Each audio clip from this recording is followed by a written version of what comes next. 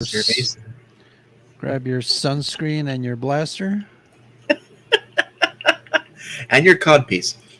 And your codpiece, because it's always sunny on Scarif. We need an update on your cosplay, by the way.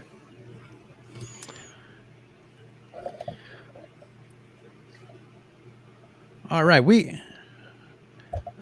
we're going to start in just a few minutes. So if everybody wants to grab a drink, sounds good. A snack, or something else. A snack?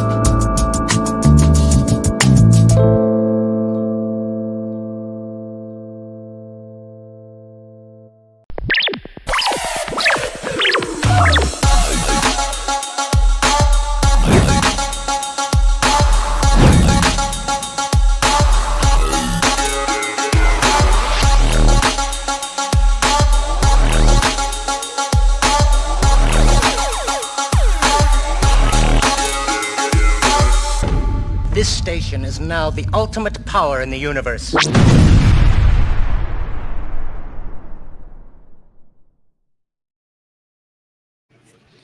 What is happening, everybody? I What'd don't you know hear? what's happening. We're here. You don't know what's happening. Yeah, of course you I do.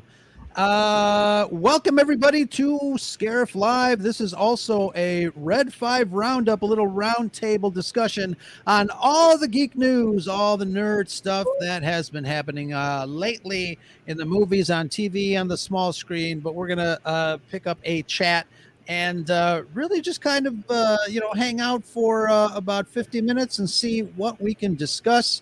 We are being simulcast on both the Red 5 Network YouTube channel and the Scarif Scuttlebutt channel. So thank you very much. If you are watching us on one of those, please come back and subscribe and do all that fun stuff that YouTubers are supposed to tell you to do.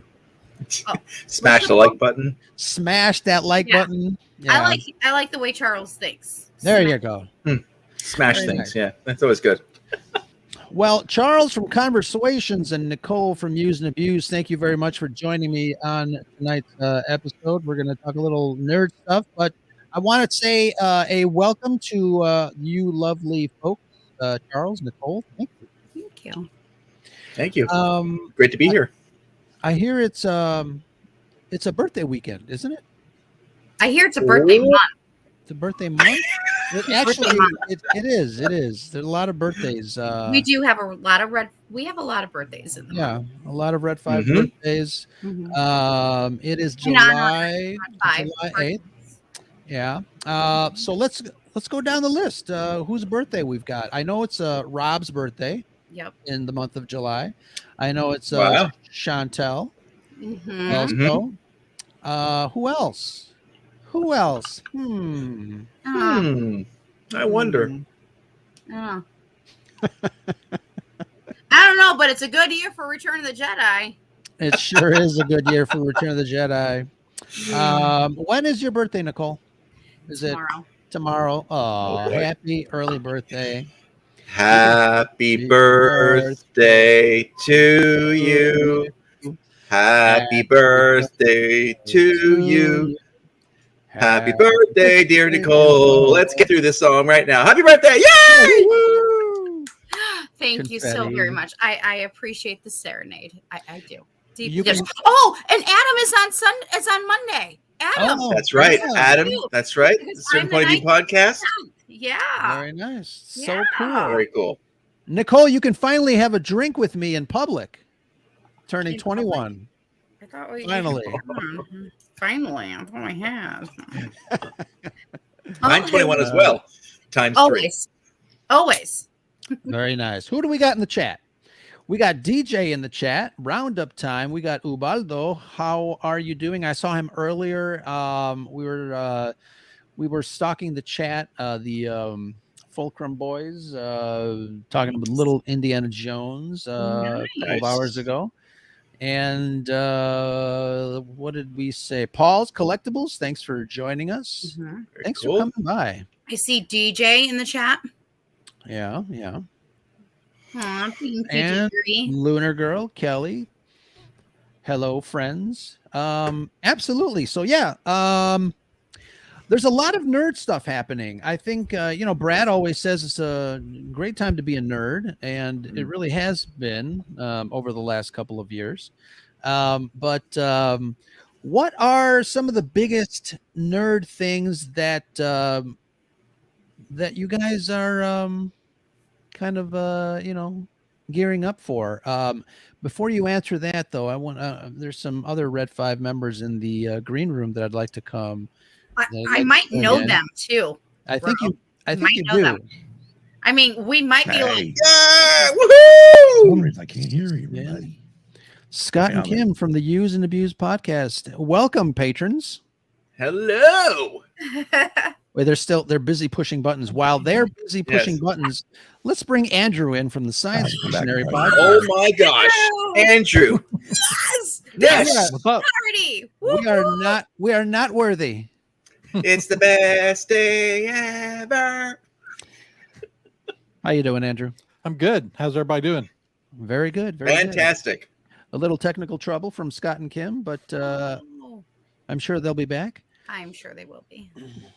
All right. So before I brought you guys in, I was talking about some nerd news, but and also I want to invite the chat to kind of drop some topics in the chat because this is kind of a little bit of a roundtable, a Red 5 Roundup. And we'd like to, cover some topics and see what you guys want us to talk about. But in the meantime, I know this is the second weekend for Indiana Jones and the Dial of Destiny.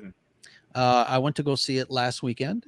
Our review and our discussion is up on YouTube. I spoke with Ambrose from Geek News Now, and it's got some good traffic. A lot of people are really interested in hearing what other people have to say about the movie. Charles, you have not seen it yet. Is that correct?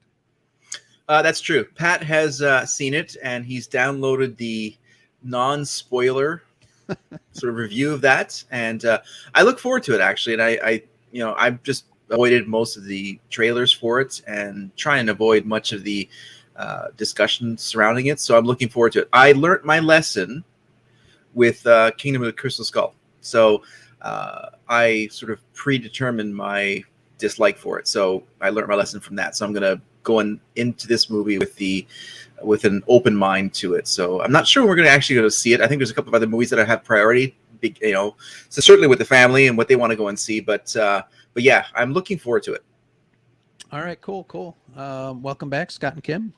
Thank you. Thank you. Hello. Who else has not seen Indiana Jones and the Dial of Destiny? Oh my God! So I'm the only one. Wow. A very important question though for Charles though. How many ladders does Pat give the new Indiana Jones movie? Yeah. How many ladders? It's 4 out of 5 steps, I believe he gave it.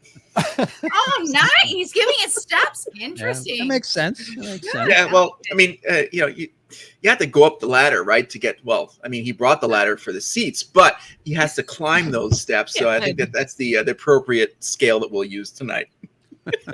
Oh man, his ears are burning. That's perfect. So I know there has been some great discussions on Twitter, especially regarding movies, and a lot of times, some of these big blockbuster movies really don't do well. Unfortunately, I think Indiana Jones is falling under that umbrella. The second Friday, the start of the second weekend, it's only generated a little under $8 million domestically, which is kind of iffy, if you know what I mean. But I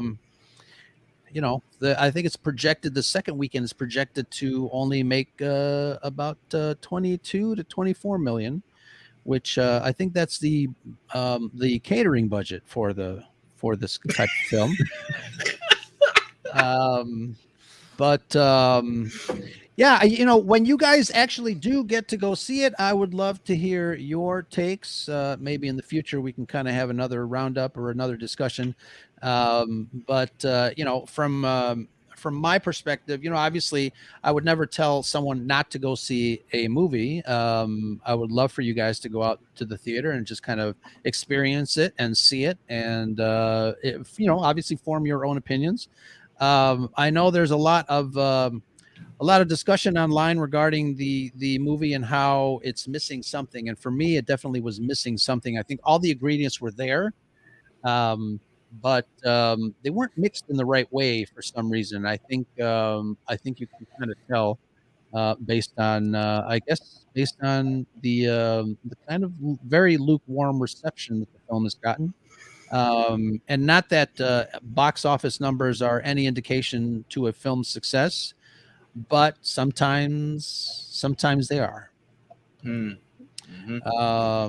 Yeah. So again, just talking about, we were kind of discussing some of the some of the issues that movies are having. Obviously, the audience has been splintered. You can watch movies not only in theaters, you can watch them at home. And I think a lot of people really are waiting for the streaming services to kind of catch up with the movies and just wait a couple of months. I think too the window for bringing big screen movies to your streaming services has kind of dwindled. It used to be maybe more than a year before a movie hit the DVD market after the big screen run, and now it's only just a couple of months, really. So I think the downfall of big screen movie blockbusters has been impacted by having people comfortably watching movies in their own home. I'm more of a fan of going out to a theater myself. I don't care how nice your home theater is, but I think if you can bring strangers into your home theater, I think that'd be kind of the same thing. But I like watching movies, in the movie theater with other people. There's a certain energy about that, but yeah. I don't know. We were going to talk a little bit about Indiana Jones, but none of you guys have seen it, so I don't know. Like, I'm stumped. What are we talking about? Well, anything else geeky, Ro? There's a lot of geeky. Topic 1, scratch. But I agree with you, though, Ro, is that I think as the pandemic really did set that, where people would just go and see movies prior to that and just go and see anything that would want to go out and enjoy as a family. But since then, it's almost like a monumental task to find a movie topic or a franchise that everyone likes to go out and see a movie, and the monetary investment to go and do that. It's a tough one, and that's certainly been the thing for us as well as a family is, well, we really have to agree upon it to actually go out and do it. And apart from the streaming services, like you said, gives us a lot more stuff to watch at home. I can see where that really does inflict damage on the intake of the cash of these movies. And it's, whether they do well or not so much, it takes a lot to get people out there these days. Yeah. What about it looks like Scott and Kim want to say something, but I don't know if they're muted or if they're just thinking about I think you're being polite. We're not muted. We're not muted, no. We're always polite, very polite, very polite. What do you guys think? And I know a lot of people, obviously the pandemic has closed down a lot of movie theaters where, folks have lost movie theaters in their area, which I think is tragic. A lot of people tell me that they have to drive, an hour and a half to their nearest theater. 200-mile round trip for us. Wow. Oh, wow. That's crazy. And to think, growing up, I thought like 20 minutes or 30 minutes was a long time. I can hop in my car and I'm in my theater in 6 minutes. Yeah. I live like right down the street. From how many? I've got 2 theaters close to me. But yeah, obviously, the advantage of living in a big city. Talking Star Wars has an interesting question there with the downfall box office of Indiana Jones. Do we still think that Mangold's film is happening? And I'm assuming he's talking about this Star Wars movie. But there was also talk of any other additional Indiana Jones films if they did want to contribute or continue that franchise. And I know, even before the release of this film, people were talking about the character of Helena continuing the franchise. I don't think it's going to happen. I'm going to pose a question to you guys and maybe to everyone in the chat. Should Indiana Jones and the franchise, should it be retired, recast, or rebooted? What are your thoughts on a new Indiana Jones? Who wants to start? Nicole? I think it needs maybe some time. Personally, I'm not going to the theater just because, well, I just don't know. I just haven't had time to go to the theater to go see it yet. But I think to your question, though, I think it's just because it just needs a little time. Maybe they just need time. If not, maybe it's time for it to close. But then again, you see James Bond for some odd reason. Maybe it's because it's a 007. 007 can get away with it. I don't know. Yeah, that is interesting. I mean, because I'll be going to the movie theater this month. I just haven't had time to get there. Well, I mean, talking about with James Bond, you know, I think everybody's accepted that Bond is not the actors. Yeah. No, Yeah. it's basically a number. Where when we Right. look at, you know, we look at like even like Star Wars, you know, when they mentioned Luke Skywalker, Mark Hamill, Harrison Ford, Han Solo, you know, and the same thing with Indiana Jones. You say It is Harrison Ford, and yeah. I'd say retire it. No reboots, no nothing, no recasting. Retire it. Well, I agree. I mean, because it, like you said, Indiana Jones to me is Harrison Ford. So, I mean, if it's really doing as bad as it's doing, and if it's not going to take off the way they thought it was, then it is probably time to retire it. Now, my question though is it doing bad because it's really a bad movie, or is it doing bad because there are so many people out there that's saying it's bad, so it gets rid of the people who want to actually see it and puts this sour thing in your mouth before you can go see it. So I used to say that the negative YouTube reviews didn't really affect things, but I think now with what it costs to go to a theater, with people, I mean, we lost our theater. I know lots of other people had the same thing happen, especially in rural states like I'm in. I mean, we literally have to go to another state right now to go to a theater. You know, I think that people are just being picky about what they go see. Yep. Good movies are still making money. I mean, Guardians of the Galaxy Volume 3 is a good film, and it's I mean, it's I think pushing $900 million now. Yeah. I think I saw that it's still like in the top 3 in the theater this weekend. Jeez. Wow. So I mean, it very well could crack $1 billion before it's over with, which puts it in really, rare territory as far as a movie goes. So I don't know. I mean, I have to be real picky about what I go see right now. Mhm. I wanted to see Indiana Jones. I haven't had the opportunity. I might this coming week, but as far as what to do with Indiana Jones, like, I mean, I don't know. I mean, I don't think they make another one anytime soon. Right. I think, Harrison Ford's done. I wouldn't mind seeing something else in this world, but I don't necessarily, I think that recasting characters like that divides the fan base immediately. I think it starts you off in a bad place. And you have to it automatically voids what good grace you have with the fans, and you have to rebuild it. Maybe one day, maybe you can do it. But I mean, like something you've got, like Ki Kwan, like bring that guy back. He should have been in this movie. Yeah. Yeah.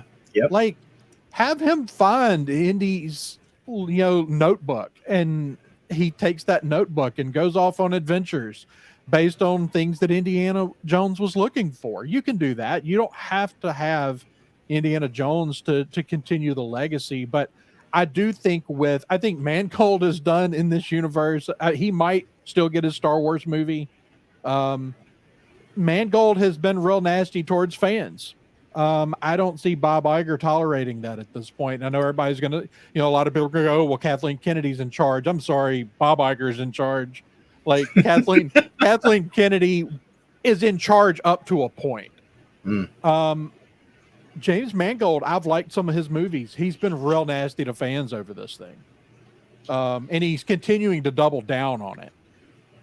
Right. So I think weird Mangold's too. done. I think that the actress whose name I'm going to forget, I think just because this movie is going to leave such a bad taste in people's mouth, whether it's good or bad, I think it's going to have a tainted legacy. I think she's done. Like, I can't imagine them deciding to greenlight a big budget Indiana Jones film with her as the lead right now. I think that dooms it from the start.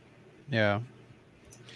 And, if Short Round finds the Indiana Jones's journal, we'll have Belloc come in and say, "Page turner, it is not."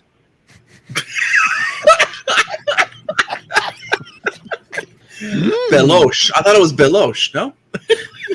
You know what? Speaking of him, I liked his character in the original in Raiders of the Lost Ark. I always wanted to see a young, like a young Belloc, adventures of him kind of sidestepping Indiana Jones. But I think that would have been cool, and maybe a young Marcus Brody. And I know Lucasfilm was toying around with some small screen Indiana Jones stuff, because there was an interview with Harrison Ford prior to the release of the film where he was talking about the fact that they had approached him to kind of anchor a series where he would do kind of like voiceovers or something, and then kind of redo or reintroduce the young Indiana Jones, but with just a brand new thing that they were reshooting. But obviously, Lucasfilm has been, tightening the belt on expenditures. So that's most likely not going to happen. When it comes to movies like this, I think besides the YouTubers that Andrew mentioned, I think the word of mouth really is, I want to venture to say, a little stronger in this case than the YouTubers, because I obviously normies really don't watch YouTube reviews. But everybody that is watching this film is really coming back and saying it's kind of meh. It's kind of average. And I feel that Mangold's directorial style in this particular instance is very safe, very vanilla. And I don't think, Nicole, you asked the question, is it a good movie? I mean, it's a decent movie. I mean, it's a story that was filmed and edited. So yeah, it's a movie, I guess, but it's not anything that I would tell everybody, oh my God, I'm so excited, go see it. Is the magic that's missing Steven Spielberg? That's part of it. Yeah. There is, Mangold is no Steven Spielberg. And I think, it's also unfair for Harrison Ford to want to do one more Indiana Jones, but then Lucas and Spielberg kind of dropped out. Yeah. I think they should have kind of continued the team up, the partnership, to send off Indiana Jones the right way, the way they started. I think, early on, between Harrison Ford, Lucas, Spielberg, and Paramount Pictures, they all decided together, even back in 19 whatever, that they wanted to do 5 Indiana Jones movies. And here we are, the 5th one, and it's a little bit of a splinter job. And it's unfortunate, but I think they should have stuck together on it. And I know Spielberg wasn't he attached to direct very early on, and something happened and he's like, yeah, maybe not. It seems like he was involved in some way early. But yeah, as far as the magic, I think the lack of Steven Spielberg really, for me, definitely did a number on the film. And I've said it in the review. Like all the elements are there, all the ingredients are there, but they're just not mixed correctly. And obviously you've got I don't know, it's a copy paste situation. It's everything you've already seen in an Indiana Jones movie, except more expensive. And it just doesn't work. It didn't work for me. But I will say, go see it, and then we'll talk again. I would love to get everybody's take on it. I mean, obviously there's people on Twitter that love it. They absolutely love it. But I think it ranks, for me, it ranks at the very bottom of all the Indiana Jones films. And I actually like Kingdom of the Crystal Skull better than Indiana Jones 5. Wow. I look at it as a character who, has had a 40-year love affair with fans. But I often compare it to the Bourne Identity, the Jason Bourne series. Had a much shorter sort of lifespan, and I loved the first movie. A great book. I read the first book, and it was a translatable character to the films, and as they went along, it got cool, but sort of derivative of itself. And I think even they realized after the last one that they did, I think it was 2016 with Matt Damon again, that it was time for the character to sort of fade off and just go away. And Hollywood is known for rehashing things and re-exploring timelines and storylines over and over again. But if Indiana Jones sort of as the character went away and just retired and we don't hear about him like ever again, like what are we going to have?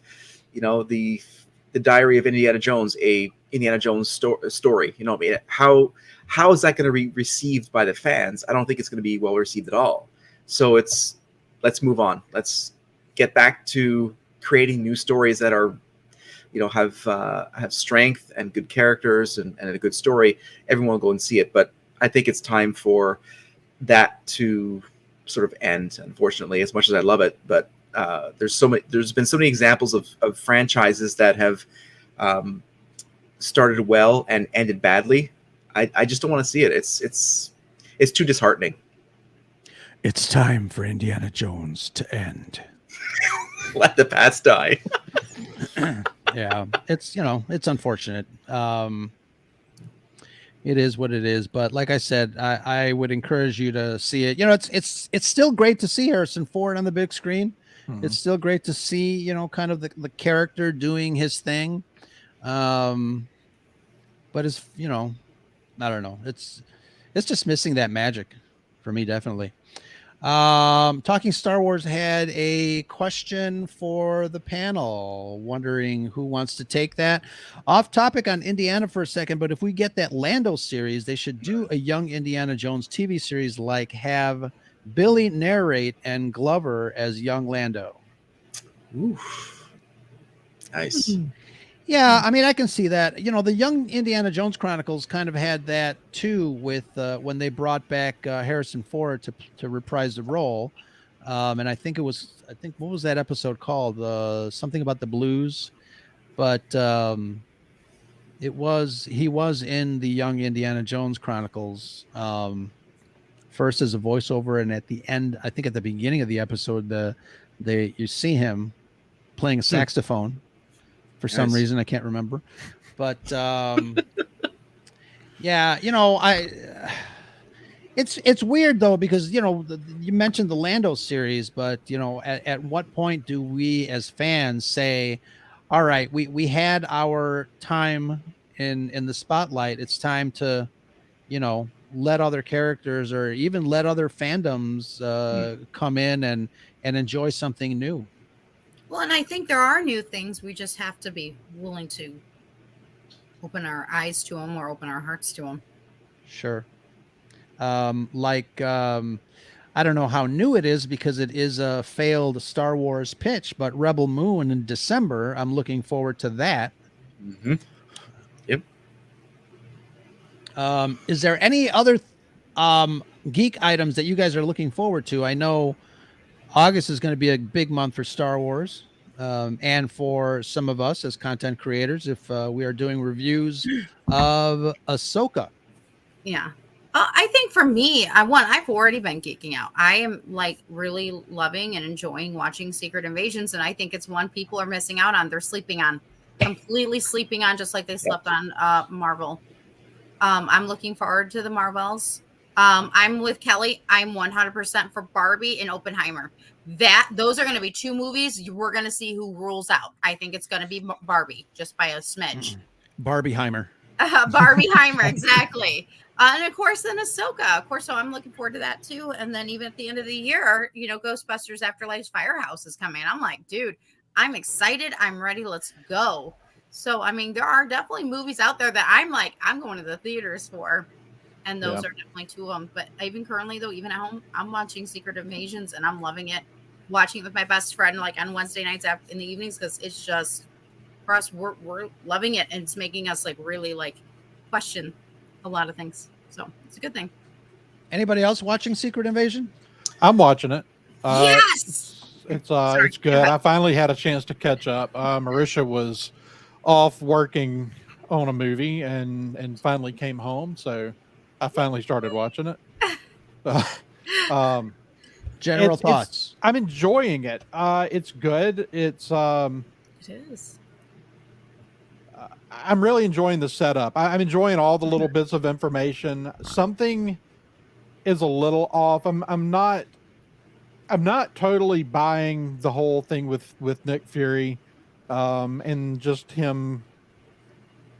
But I think that's supposed to be part of it, right? Don't you think? Like, well, it's supposed to make you he kind of just sort of seems like a different character at this point. Like, and I get how he got there. You know, theoretically how he got to that point. Of being way more jaded and having kind of given up on things. But however, we got there without any show. It's all tell. And I think that always hurts things. It's the same. It's the Luke Skywalker syndrome in Last Jedi. It's like, yeah, Luke's this bitter old man now, but we don't have any idea how he got there. Yeah, but we kind of do, because we got little bit nuggets here and there, with Well, we don't have any Nick Fury from the time he disappears until now. So like we really don't know what he's gone through at all, other than the little bitty flashback. I mean, the only flashback we got so far is when he disappeared. We got a flashback to the 90s, which also correlates with the time with Captain Marvel, Black Widow, and a few others. Oh man, I'm excited. Like you're talking about it, Andrew, and I'm like, yep, keep going. Like I'll leave it out, because I'm like, I think that this show is meant for us to question him and everything. And I'm not usually the adventurous one. I'm more of a sitcom, and like I think that's what's surprising me is that this one I'm like, oh my god, this is like, So I'm really liking it. I think what's my only real gripe, like Nick Fury's a little off. It's a nitpick at this point because I don't know where they're going with it.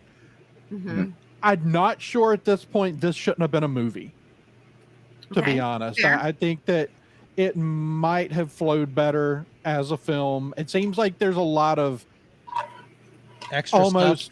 But it's just kind of dead space where it's just kind of we got to do this to get to the next scene.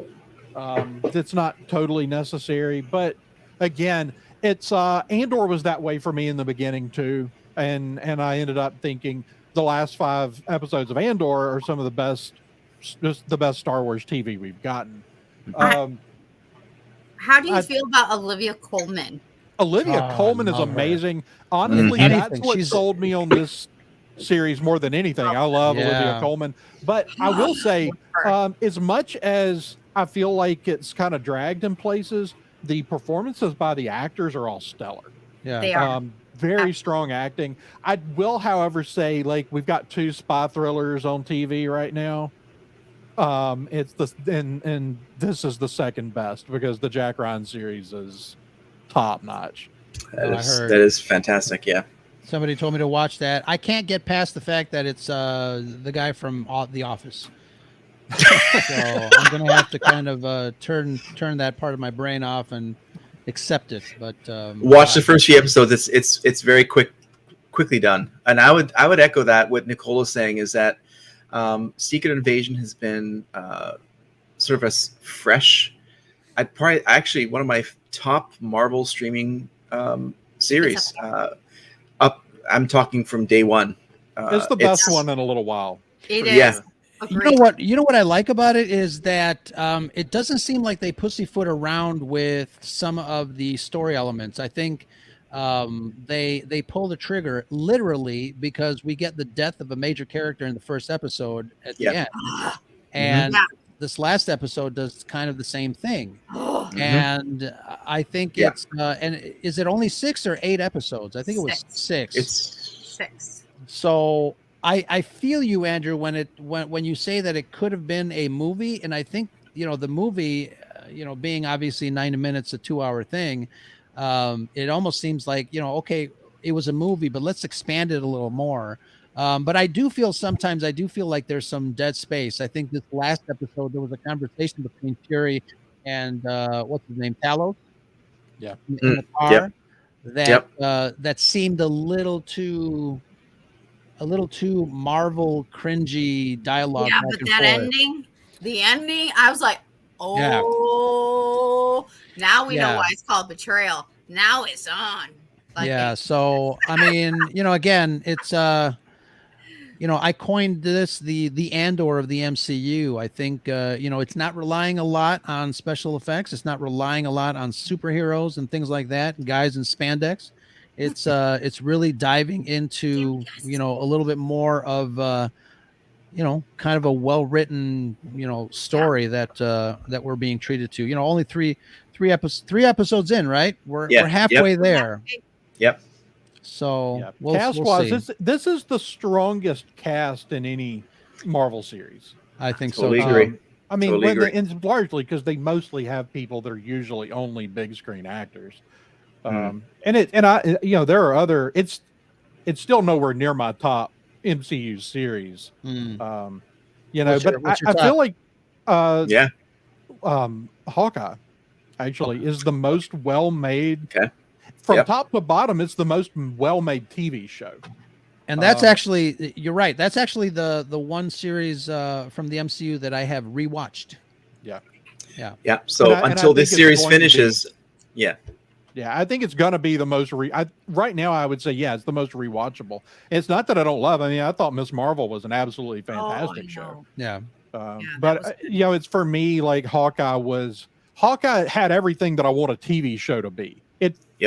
I feel like some of the others are movies that have been turned into TV shows. Sure. Hawkeye felt like it was made correctly for TV. Do you guys feel that the streaming shows are still kind of trying to find their legs? Because I know, it seems like they are, a lot of them, it seems like they were movies that were expanded to be series. And sometimes you can tell because of the stuff that we talked about. What's up, Grave Reviews? Well, I think they haven't figured out how to, and I think they started off really well. I think the first few Marvel series really did a good job of taking these big characters, dialing them back, and doing more personal stories for these characters, so they didn't have to feel as big.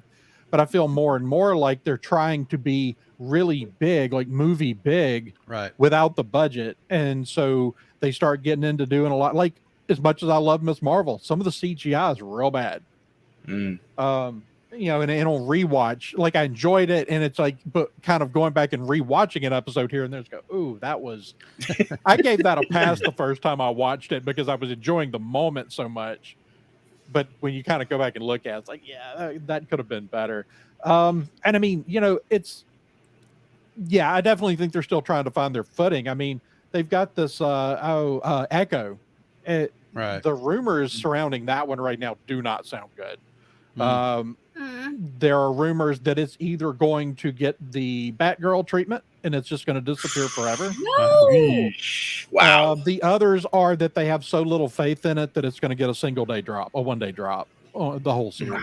Wow. And that would be the first for Disney Plus. I think. Yeah. See, and I've been looking forward to. I have not heard any rumors. 2, I mean, because I haven't been on Twitter, but 2, like I've been looking forward to Echo because I really liked her character. Sure. And She-Hulk, and so I've really been looking forward. I mean, whatever. Anyways, I've been looking forward to it. I cannot wait because I think Echo is one. It's a character that we have yet to really see for the first time. One that's actually got a real disability, and the actual actress that's playing her actually has it. It's like, this is real. Yeah. And so I'm like, I've been looking so forward to it. And I agree, BYC, but WandaVision is definitely one of my favorites. I've been rewatching it, but Echo, I've been looking forward to it. So I'm kind of bummed, and hopefully things will turn around, or hopefully they'll say, hey, massive rewrite, and let's get this, let's take care of this character, because I think we're finally here's my thing. We're always going, especially with DC, they have a real fudging issue with not having enough really good women characters. Okay. Real female characters. We're finally getting this awesome character. And now we're like, really? Let's give her a strong storyline. Let's give her a strong, give her a strong show. Why not? You know, Yeah. it doesn't have to be junk. It doesn't have to be pressing because she's a girl. No, it's just let it be natural and let it be good. You know, there's another show too that's in production. They're shooting it here in Chicago, Ironheart. That I have not heard a lot of buzz on. Because I follow some of the location shooters, I see a lot of behind the scenes, and I see the characters in neighborhoods like Wicker Park and Rogers Park, and it's cool to see. But I have not seen like any, not even a tease, not even promotional. And I know it was shut down for a while. But that's another series that no chit chat on. So Yeah, who no. knows? Yeah, and I don't know if there's just no talk because of the strikes. I don't know what the current that's true. state That's of it that's is. true. but, very good point. Yeah, I mean, it is concerning. This was going to be one of their big ones, and we're talking about a character that really kind of needed a full rewrite from the comic version. The comic version was outright rejected. Which one are we talking about? Ironheart? Ironheart. Okay, Ironheart. thank you. The Ironheart character was completely rejected as a comic character. Like they canceled mid-series. So I still felt like they could rewrite the character and do something special, but I think the concern for them has to be that the Black Panther movie didn't really land the way they wanted it to. Mm-hmm. And that was meant to kind of really launch that character into into some sort of prominence. It really didn't do that. And so, yeah, I don't know. I'm not sure. And I know they're having to dial back. Disney's hemorrhaging money. Everybody's hemorrhaging money. That's the other reason I don't understand why they're allowing this strike to go on so long, because they're already hemorrhaging money. But when they give into these demands for a lot of this stuff with the writer's strike is over streaming service stuff. Mm-hmm. And streaming services are going to have to get way more serious about the quality of their stuff. Streaming services have always produced a lot of filler. And they're not going to be able to afford to do that anymore. They're going to have to get serious about paying writers correctly. And that's going to mean that, writers are going to have to do good work, but they're going to get paid better. So filler is gonna really get cut. Yeah, and was it on your show, Andrew? The DGA is also voting to strike. You've got I think they sorted things out with the directors. I haven't heard anything. Oh, good. The directors contract. I think that's what they were waiting for because.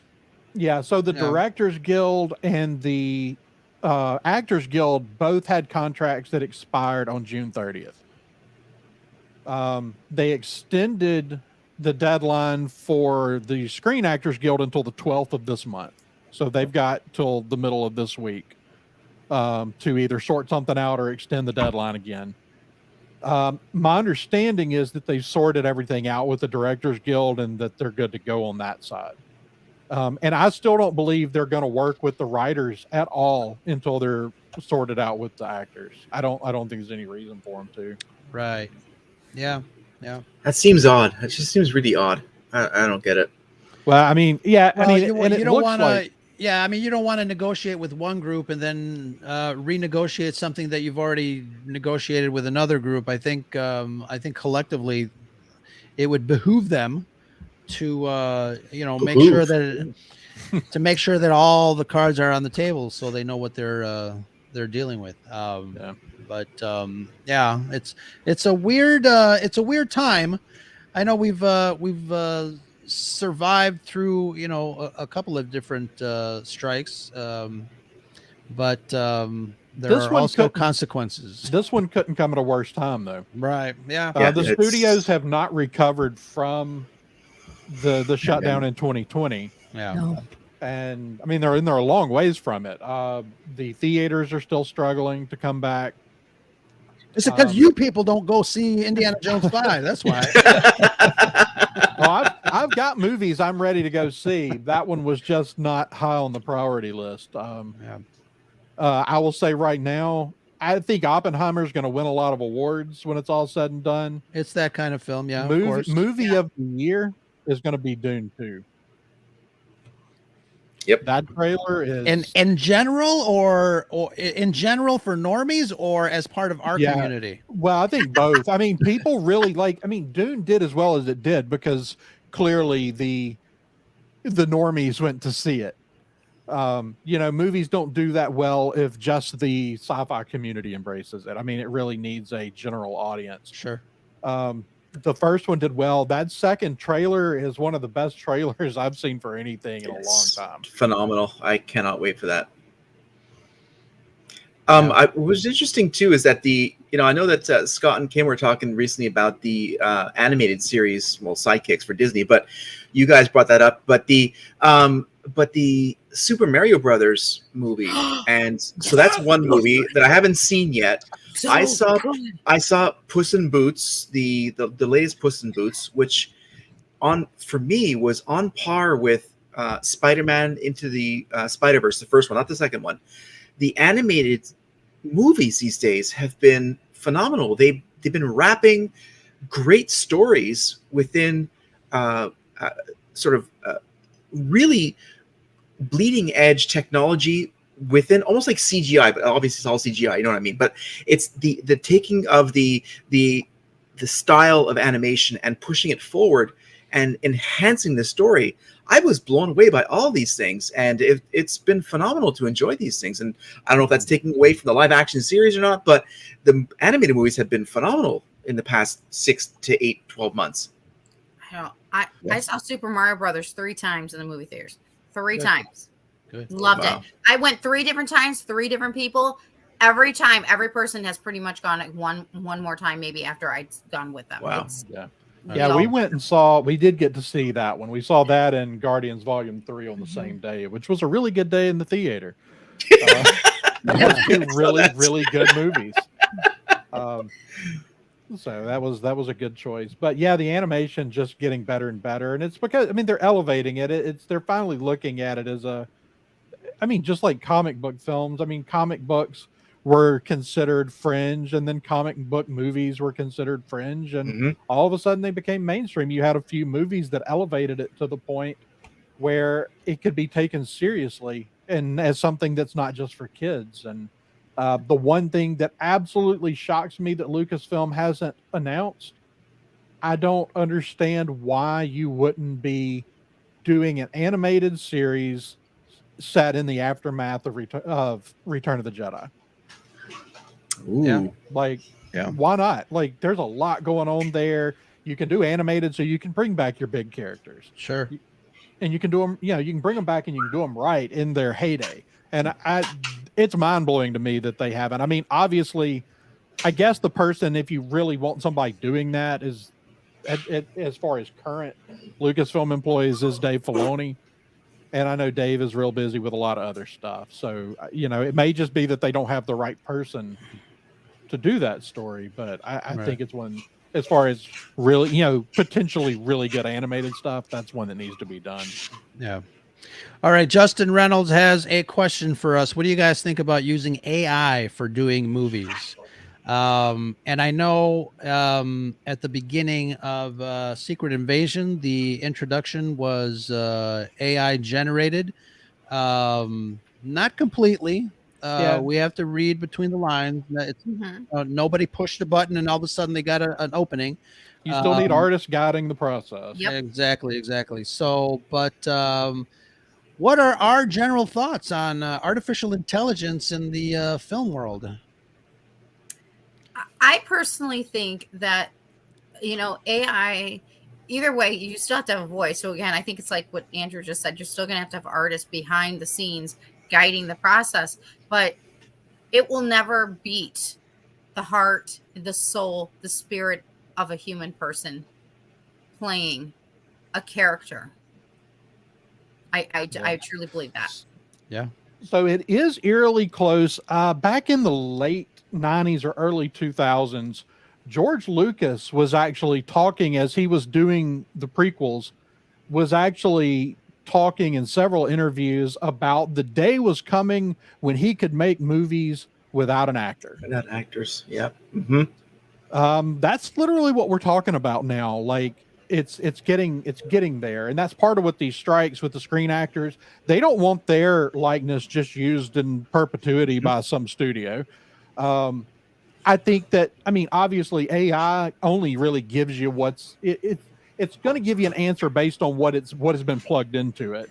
So I think that the first time that someone tries to, somebody's going to do it. Somebody's going to try to make a totally AI driven movie. The first time it's done, it's going to be lawsuits galore because it's going to pull information from everybody else's stuff. That's what it's going to do. Right.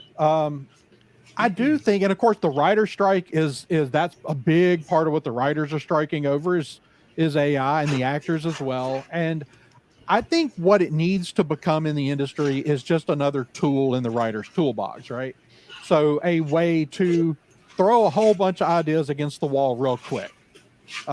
Especially as these like streaming services want stuff done fast. It gives them the ability to generate a lot of scenarios really quickly. But I think that it just becomes a tool for the writers or a tool for the artist. I think that's the realm that it needs to remain in. I don't want to see fully AI created stuff. It's going to be totally soulless when they do it. Sure. Scott and Kim, what do you think? Artificial intelligence? Well, I mean, for one, I agree with Andrew, definitely as a tool for writers. I mean, obviously, by the time AI probably takes fully over and it becomes the role of iRobot or even Terminator, where more like we're all going to be gone. So eventually, yes, there will be a time when AI takes fully over and, there are actors, everything's being written by a computer. I mean, but for now, like, we definitely use these tools, but I agree with Andrew where also it would be soulless, and that's why we still need actors and actresses to portray these characters that it's written about.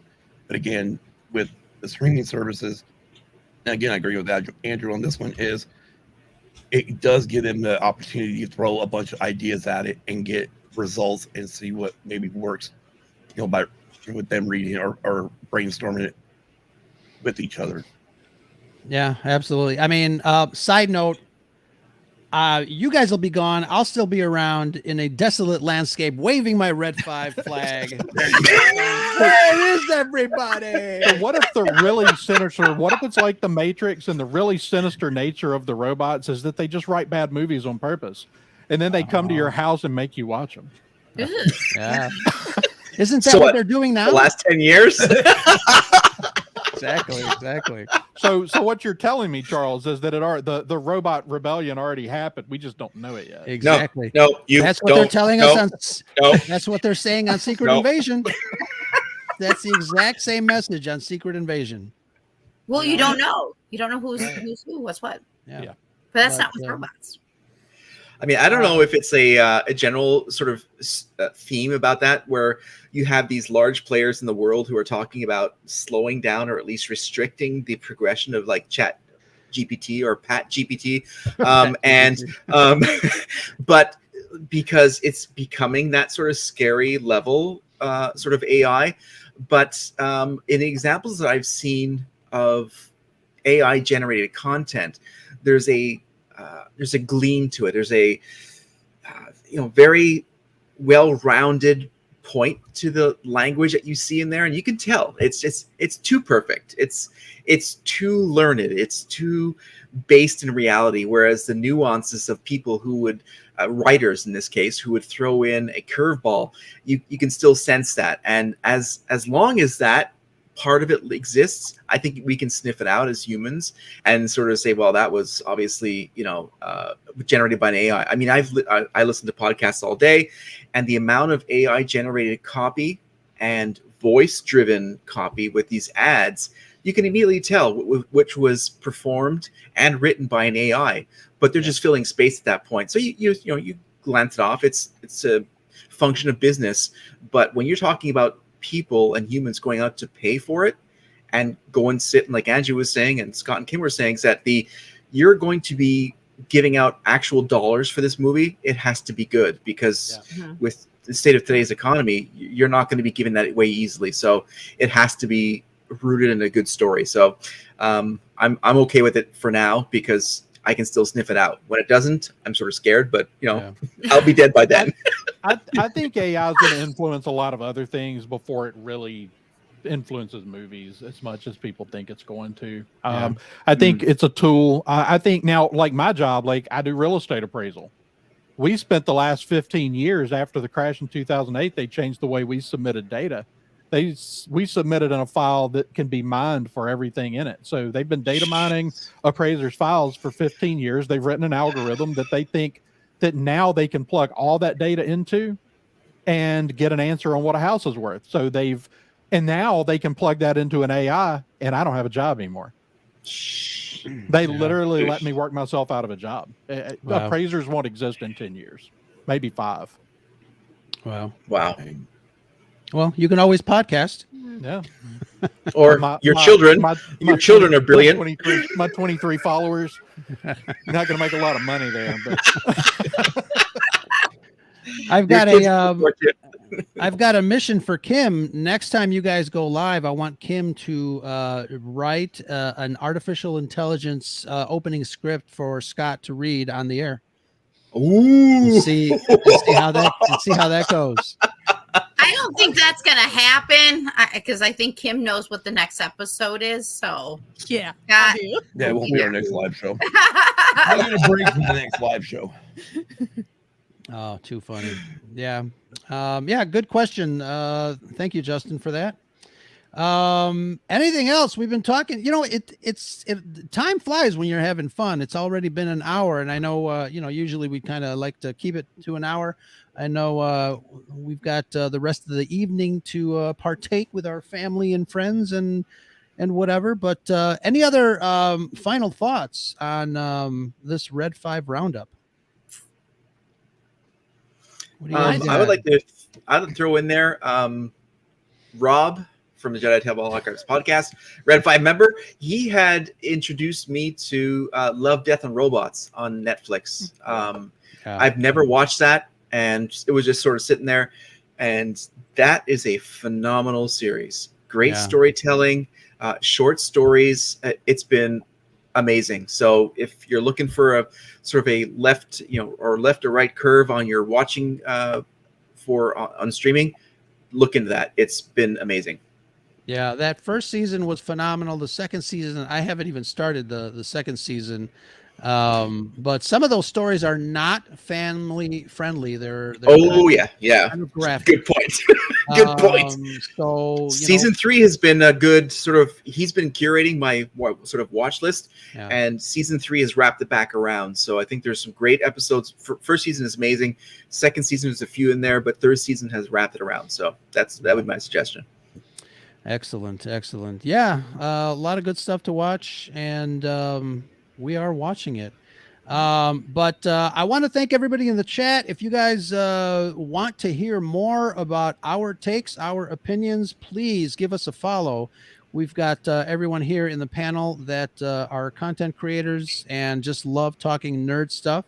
Part of the Red 5 network. You can find us at bio.link/Red5. But I want to go around the table and have everybody tell us where people can find everybody and say hello there. Nicole, you're up. Well, thank you, Ro, for hosting tonight. This has been a lot of fun. I am, of course, 1/3 with these two below me of Used and Abused. You can find me on social media of TikTok, Instagram, Twitter, Peace Love Fandoms, because see, I love fandoms. I love a lot of things. So she does. And I'm also one half of Peace Love Disney on Facebook. And I also want to throw out there, if you guys are still interested afterwards, Stranger Things has happened. That's also part of the Red 5 Network. Is also podcasting tonight about Stranger Things. So check them out tonight. They are actually on as we speak. So Excellent. And Charles, one half of Conversations. Where can people find you? Pat, do your thing. Pat. If that came out, I think. Pat was like hiding in the shadows. That would have been hilarious. You see his his little head just That pop would be up. awesome. He's right here. Yeah, so we're at conversations.com, on Twitter at Swations, Instagram and Facebook at Conversations. We're out there. We just dropped our newest episode yesterday, was on C3PO, and our droid discussions continue tomorrow. Yeah, that was good. And we've got lots of fun stuff coming up, but he's on vacation. He's out of state, so I don't know where our socials are. Even though I run them, I don't know what they're called. So that's his job. You know a show is good when Kim, all you did was say the show's name and she's dying of laughter. Right, because I literally just got done listening to it this morning. She can hear it, and so she's hearing it. Hilarious. That's all we hope for is laughs. Yep. And there's always tons of laughs. Exactly. And Andrew, what do you have coming up, and where can people find you? So we've got a couple things coming up on both shows, Coruscant Radio Underground and the Science Fictionary podcast. You can find them both anywhere you listen to podcasts. You can also find both shows under the Science Fictionary banner on YouTube. Got a few fun things coming up. I've got to talk to Nicole here pretty quick. We're finally going to do Muppets. Yeah. I hope to do the first episode of the Muppets by the end of this month. So I mean, Nice. look It's at happening. Charles' expression. I think you need to call him. And remember, you need to call Pat then. But then you got to make sure you call Adam and Cam Ray. yeah, okay? there's a lot of people on the list Okay. for the Muppet stuff. So This is me. I have a list I've been giving Andrew. We have to do this and this and this and this. This is your show, but let me help. Too funny. Excellent. I'm excited for it. Can't wait. And obviously, you can find me at the Scarif Scuttlebutt podcast. Find us wherever you get your other favorite podcast. Charles, Pat, and myself just recently dropped an episode, 161, The Real World and Fictional Cybernetics. It was a good discussion. We talked about the cybernetics in Star Wars, but also a little real world cybernetics. And we asked that wonderful question: what body part would you enhance if you had the chance? And damn, that's a loaded question the way I just asked it, but we had answers, I guess. Wow. Absolutely. I didn't ask it. Wow. And I guess that's the pre. We'll have an after show to see which body part we enhanced, and then Yes. we'll let you guys know. But we had some great support from that episode. Justin Reynolds called in to voice his thoughts on it, and Ruel Fromboy did the same thing. So we had a couple of voicemails. Yeah, absolutely. If you guys want to leave a voicemail for an upcoming show, any thoughts or ideas, or want to just say hello there, give us a call at 773-234-8659. Until next time, guys, thank you so much for coming on and talking geek stuff. Who wants to sign off in our usual fashion? That's the Scuttlebutt. There you go. Chat, thank you so much as well. We love you, and hit the subscribe and tell a friend. That's the only way we grow. Speaking of enhanced body parts, Growing and showing. go check out the other shows. Talk to you guys later. Everything's happening.